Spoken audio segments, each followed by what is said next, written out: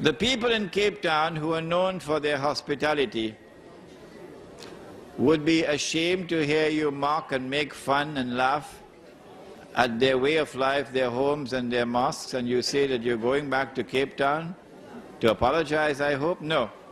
I have told them in South Africa what I told you here tonight. Yes.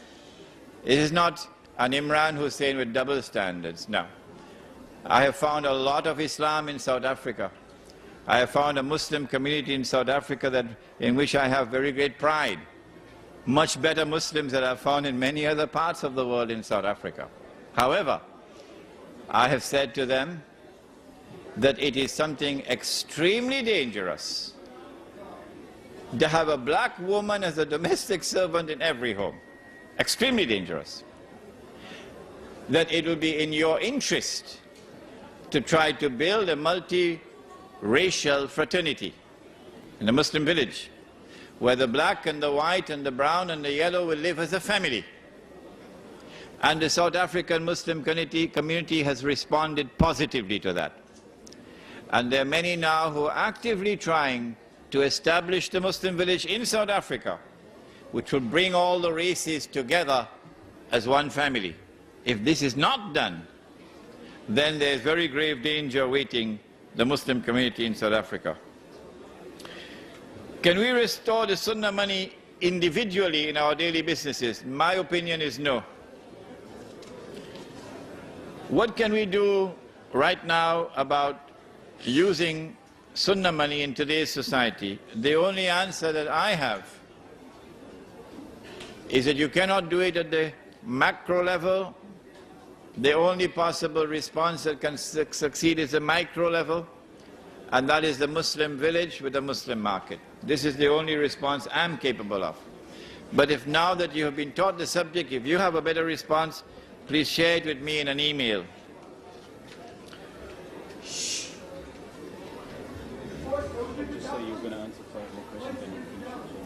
All right, let me answer 5 more questions because the audience is getting restless. 5 more, okay? Should we go to the Muslim country to live in the hope of preserving our deen? If so, which country?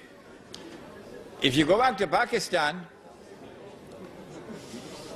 and you go to the cities of Pakistan,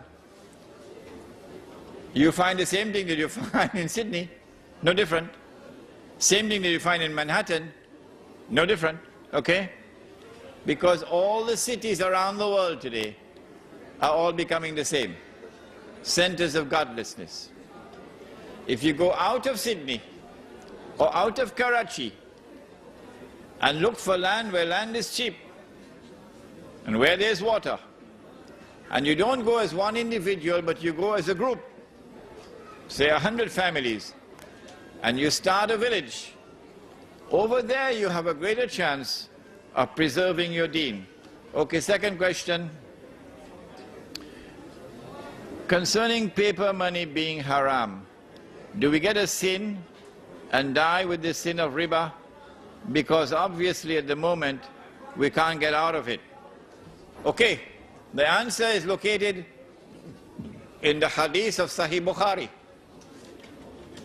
It is found in Sahih Bukhari 4 times. 4 times. Allah subhanahu wa ta'ala tells Adam alayhi salam, take out the people for Jahannam. Adam alayhi salam asks, how many are they, O Allah? Allah subhanahu wa ta'ala replies and he says, out of every 1,000, take 999 for the hellfire. 999 out of every 1,000 for the hellfire. The companions of the Prophet were dismayed. He said, Bushra lakum, good news for you. The one for Jannah will be from you. Namely, someone who follows the Quran and Sunnah. This is the only one who can survive. Do you think that the peace process will be successful, the Israeli-Palestinian peace process? No, the Prophet has spoken. The hadith is in Sahih Bukhari and Sahih Muslim. لَتُقَاتِلُنَّ الْيَهُودَ, that has already started. So there is no possibility of this jihad ending in any other way than victory for Islam. Should we start to buy gold now? Yes, yes, yes. If you have any savings, which you're not going to be using and investing immediately, do not keep it in paper and do not keep it in the bank. If you keep it in paper, then you can prepare to use it as wallpaper. If you keep it in the bank, they will know how much you have. But if you go and buy gold, like in South Africa they have the Kruger Rand. If you go and buy gold, which every Manhattan banker will do when he sees the system collapsing, then when the system collapses, you will not collapse with it. Could you please explain mudaraba and musharaka types of transaction? Where is it? The book. He's already taken it. In this book, you'll find a description of what is mudaraba and what is musharaka. Can you please explain whether the Islamic banking, which offer loans to purchase houses, is halal? What the Islamic bank does is to lend you money on interest to buy your house, but it is disguising it as a sale. In fact, it is a loan on interest. It is riba. It is haram. It is not riba through the front door. It is riba through the back door, and it stinks. Are there any countries in the Islamic lands that could possibly be self-sufficient, at least temporarily? What is the strength of the international monetary system is directly related to the extent of a country's involvement in this system. Couldn't the Muslim countries use their resources to disengage from the international monetary system?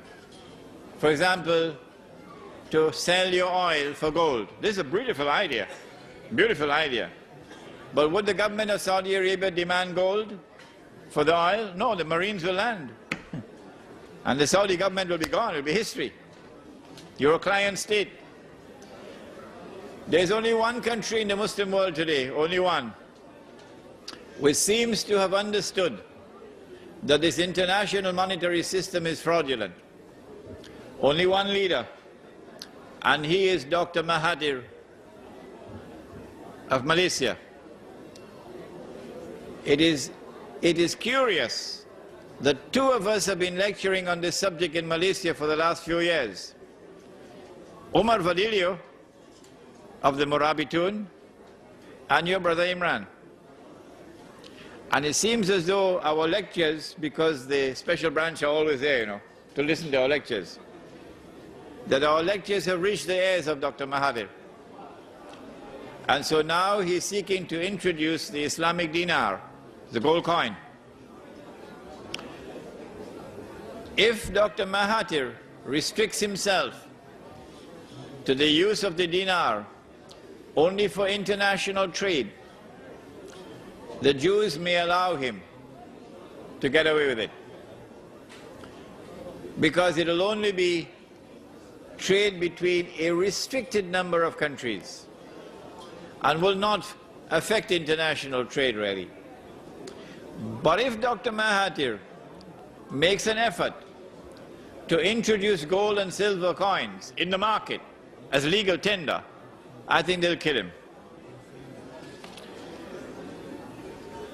Where does inflation fit into all of this?